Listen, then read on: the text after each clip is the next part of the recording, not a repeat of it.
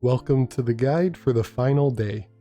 A quick note before we dig into the mechanics, make sure Limit Break 3 is saved to be used by the tanks for the end of Phase 2. More on that later.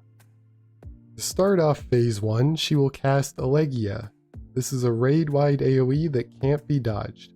Stellar Collision isn't cast by the boss, but is something you will need to watch out for. Throughout Phase 1, these two planets will periodically fly around the arena.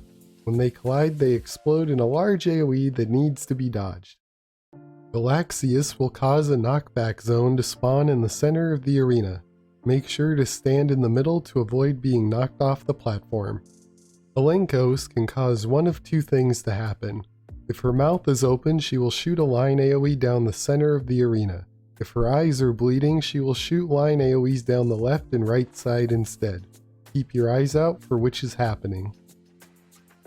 Death's Embrace will cause a cone AoE to be cast on each individual player.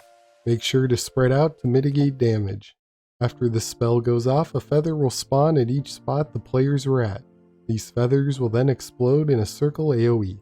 Aporia will summon 4 faces in front of the boss that shoot line AoEs outwards. Stand in between the faces to avoid.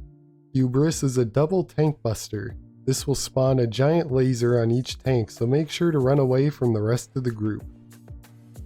Elegia Unforgotten will do an unavoidable raid-wide AoE similar to Elegia. However, when the planet collision happens afterwards, the boss will freeze the explosion in place. This will quickly be followed by the boss casting Fatalism. The frozen planets will then untether and rewind in time slightly. The explosion will then repeat exactly where it previously occurred, so watch your positioning. X-Status is a cheeky little ability that will cause 5 large puddles to spawn. These puddles will slowly engulf the map, leaving just a couple tiny slivers for everyone to survive on. Make your way to the sliver to avoid damage. Interstellar will cause the boss to fly away. The boss will then fly by the platform, dropping a massive line AoE and marking 4 players with personal AoEs.